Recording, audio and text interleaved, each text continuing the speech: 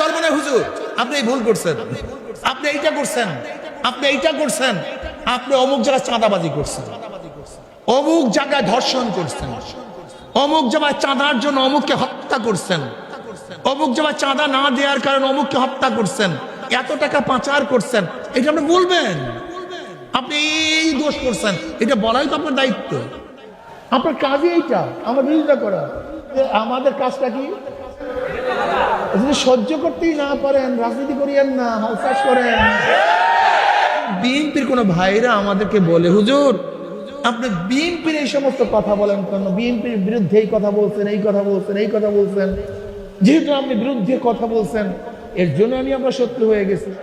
যদি কথাগুলি শরিয়াত সম্মত হয়, কি সম্মত ভাই, গ্রহণ করবেন। শরিয়াতের উল্টা পাল্টা হলে প্রত্যাখ্যান করবেন। রাজি আছি না? আসলে এখানে যারা আমরা আসছি সবাই কিন্তু আমাদেরকে পছন্দ করে, মোহাব্বত করে, ব্যাপারটা এরকম না। আবার সবাই ঘৃণা করে, ব্যাপারটা এরকমও না, ঠিক না? সরদার দো আলম আলাইহিস সালাতু ওয়াস সালামের চেয়ে ভালো তার আগেও কেউ ছিল না, তার জমানায়ও কেউ ছিল না, কিয়ামত পর্যন্ত তার মতো কেউ, তার চেয়ে ভালো কেউ ছিল? মর্যাদার দিক থেকে আল্লাহর পরেই তার স্থান। এক নম্বরে কে? দ্বিতীয় নম্বরে নবী আলাইহিস সালাতু ওয়াস সালাম। এই নবী আলাইহিস সালাতু ওয়াস সালামের কোনো শত্রু ছিল না, আস্তে করে দুশমন ছিল না, গিবত শিকায়ত করে নাই, বদনাম করে নাই, জাদুকর বলে নাই, কবি বলে নাই, মিথ্যাবাদী বলে নাই, সবই তো বলছে। অথচ তার চেয়ে ভালো কেউ ছিল না। শুধু কি তাই, আমার নবী আলাইহিস সালাতু ওয়াস সালাম রক্ত ঝরায় নাই, উটের নাড়িগুলো তার মাথার উপর চাপায়া যায় নাই, শিয়াবে আবু তালেবের মধ্যে 3 বছর পর্যন্ত অবরুদ্ধ অবস্থা রাখেন নাই, নবী আলাইহিস সালাতু ওয়াস সালাম হিজরত করতে বাধ্য করে নাই, তার দান শহীদ করে নাই, ফেরেশতারা করছে। দান শহীদ ফেরেশতারা করছে, অবরুদ্ধ ফেরেশতারা করছে। এই মানুষরা, তার চেয়ে ভালো কেউ নেই। যদি তারও শত্রু থাকে তা আমার মতো সলিমুদ্দিন কলিমুদ্দিন, আমাদের কোনো হাইসিয়াতই নেই, তা আমাদের শত্রু থাকাটা স্বাভাবিক, দুশ্মন থাকা। তবে হ্যাঁ, আমি বিশ্বাস করি সঠিক বুঝের কারণে অনেক সময় শত্রু বন্ধু হয়ে যায়, আর ভুল বুঝাবুঝির কারণে অনেক সময় বন্ধুও শত্রু হয়ে যায়। আপনি আমাকে কেন দুশ্মন মনে করেন? বলতে পারো যে আপনি রাজনীতি করেন, রাজনীতির মধ্যে আপনারা অমুকের বিরুদ্ধে তমুকের বিরুদ্ধে কথাবার্তা বলেন, এইটা তো ঠিক না, এর জন্য তো আমরা দুশ্মনী করি। একটা প্রশ্ন আছে কি নেই? ধরে নেন ইদানিং কালে যদি বিএনপির কোনো ভাইরা আমাদেরকে বলে, হুজুর আপনি বিএনপির এই সমস্ত কথা বলেন কেন, বিএনপির বিরুদ্ধে এই কথা বলছেন, এই কথা বলছেন, এই কথা বলছেন, যেহেতু আপনি বিরুদ্ধে কথা বলছেন এর জন্য আমি আপনার শত্রু হয়ে গেছি। আমি বলবো ভাই, আপনারা বলতে বলছেন বিধায় তো আমরা বলি। কারা বলতে বলছেন? বিএনপির সবচেয়ে বড় দাবি কি? আমরা গণতন্ত্র চাই। কি বলে ভাই? সবচেয়ে বড় দাবি গণতন্ত্র চাই, ডেমোক্রেসি বাস্তবায়ন করতে চাই। গণতন্ত্র ধ্বংস হয়ে যাইতেছে, গণতন্ত্র রক্ষা করতে হবে, গণতন্ত্র প্রতিষ্ঠিত করতে হবে। এই বক্তব্য বয়ান সবচেয়ে কাদের বেশি বলেন? আসতে করে দাঁড়ানো যারা আছেন, কথা সত্য না মিথ্যা ভাই? বিএনপি সবচেয়ে, তাদের পার্টি হইল বিএনপি, বাংলাদেশ ন্যাশনাল পার্টি। তাদের মূল ভিত্তি হইল ডেমোক্রেসি, গণতন্ত্র।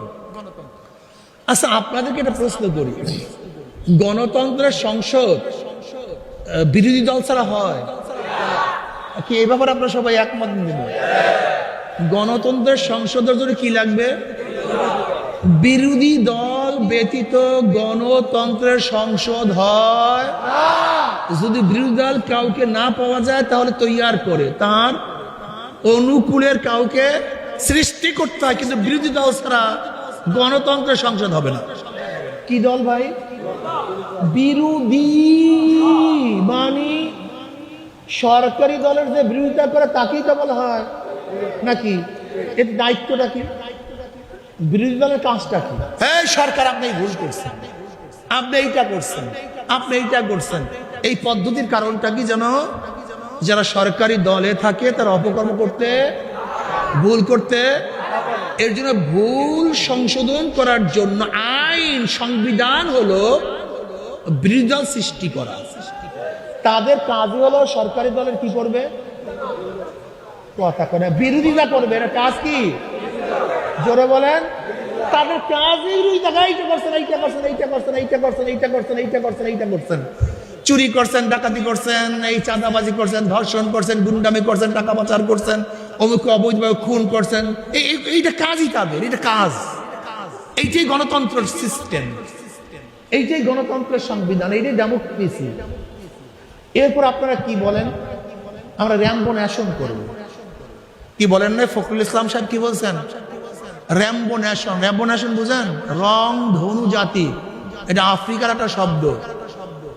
র্যাম্বো ন্যাশন, আমরা রং ধনু জাতি গঠন করতে চাই। যেরকম রং ধনু বিভিন্ন কালারের, বিভিন্ন রঙের একই সাথে থাকে, র্যাম্বো ন্যাশন জাতি হলো বিভিন্ন দলের, বিভিন্ন মতের, বিভিন্ন নীতির, বিভিন্ন আদর্শের লোক একই সাথে বসবাস করা, চলাফেরা করার নাম হলো র্যাম্বো ন্যাশন জাতি। আমি কথাটা বুঝাতে পারি না? আপনারাই বলছে র্যাম্বো ন্যাশন, আপনার বিরোধিতা থাকবে, ভিন্ন নীতির থাকবে, ভিন্ন আদর্শের থাকবে, বক্তব্য তো আপনাদের। অথচ আপনাদের বিরোধিতা করলে আপনারা খেয়ে পাচ্ছেন, তার মানে কি আপনাদের বক্তব্যের সাথে বাস্তবতা, অথচ বুঝেন না বা মূর্খ আপনি। আপনার যা গন্ড মূর্খ, আপনি জানেন না ডেমোক্রেসি কি জিনিস। আপনার মতো মূর্খ লোক রাজনীতি করতে আসছেন, কিন্তু আপনি হাল চাষ করেন, আপনি রিক্সা চালান, ঠেলা গাড়ি ঠেলেন, রাজনীতি করতে আসছেন। রাজনীতি পড়াশোনার বিষয়, এটা জানাশোনার বিষয়। এখানে বল প্রয়োগ তো ডেমোক্রেসির নিয়মই নেই। ডেমোক্রেসি আইনের মধ্যে বল প্রয়োগ করা, এই ডিক্টেটরশিপ তো গণতন্ত্রের বাহিরে, এটা জায়েজই নাই। গণতন্ত্রের কথা বলতে, ইসলামের কথা বল, এটা জায়েজই নাই তাদের মধ্যে, ডিক্টেটরশিপ চলবে না। তা আমি কি বিএনপির বিরোধী না পক্ষের লোক? আমি বিরোধী না পক্ষের লোক? আমি কি বিএনপি করি না বিএনপির বিরোধিতা করি? তা আমার কাজটা কি? আবার বিএনপি কি আমার পক্ষের না আমার বিরোধী? তার কাজটা কি? বিরোধিতা করা। সহজ কথা। আমি বিএনপি বিরোধিতা করবো, বিএনপি আমার, এইটা তো সৌন্দর্যতা, এইটা তো ডেমোক্রেসির সৌন্দর্যতা। আপনি বলবেন চরমনে হুজুর আপনি ভুল করছেন, আপনি এইটা করছেন, আপনি এইটা করছেন, আপনি অমুক জায়গায় চাঁদাবাজি করছেন, অমুক জায়গায় ধর্ষণ করছেন, অমুক জায়গায় চাঁদার জন্য অমুককে হত্যা করছেন, অমুক জায়গায় চাঁদা না দেওয়ার কারণে অমুককে হত্যা করছেন, এত টাকা পাচার করছেন, এটা আপনি বলবেন, আপনি এই দোষ করছেন, এটা বলাই তো আপনার দায়িত্ব। আপনার কাজই এইটা, আমার বিরোধিতা করা। আবার আমাদের কাজটা কি, জোরে বলেন। যদি সহ্য করতেই না পারেন, রাজনীতি করিয়েন না, হালচাষ করেন, ঠেলা গাড়ি ফেলেন, রাজনীতি করিয়েন না। রাজনীতি করতে গেলে কি লাগবে? আপনার বিরোধিতা সহ্য করতে হবে সংশোধনের জন্য। আমরাই তো অনুমতি দেই যে চরমনার কোনো ভুল থাকলে ধরিয়ে দেন, এটা আমরা বলি ওপেনে। কিন্তু আপনারা কি ভুল ধরছেন? নেশা খায়, মিথ্যা খায় পীর সাহেব চরমনায়, এটা বিরোধিতা হলো বেকার। এটা মানুষ তোমাদেরকে খারাপ জানবে। চরমনায় পীর সাহেব নেশা খায়, এটা বিশ্বাস করবে কেউ? মিথ্যা বলে এটা বিশ্বাস করবে কেউ? এর নাম বিরোধিতা না। এটা কি বিরোধিতা বলা হয় না, এটাকে গিবা শেখায়ত বলা হয়, এটা বদনাম বলা হয়। কি কথা ঠিক না? আপনারা কি বললেন? চরমনায় পীর সাহেবের মূর্খ। এখন যদি আমরা মূর্খ না হই, তাহলে আপনার কথাকে মানুষ মিথ্যা মনে করবে। আর মনে করবেন রাজনীতিবিদ থেকে মিথ্যা প্রমাণিত হলে মানুষ আপনার কথা বিশ্বাস করবে না। দেখেন আসলে আমাদের দেশের মানুষ কিন্তু জাহেল, জন্মের জাহেল।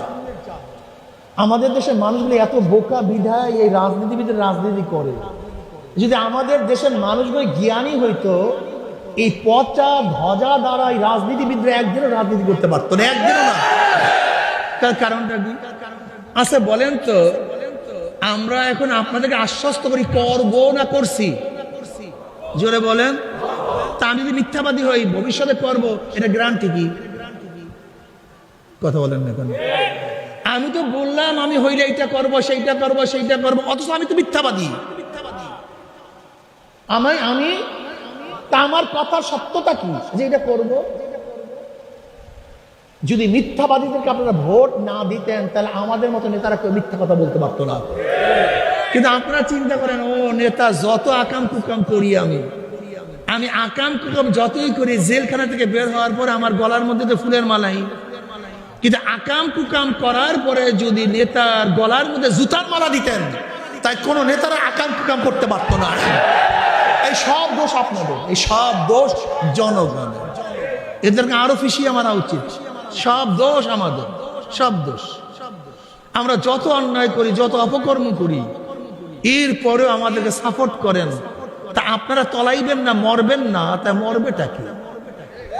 হ্যাঁ, আপনার ধ্বংস হবে না, ধ্বংসটা হবে কি আমাকে বলুন তো?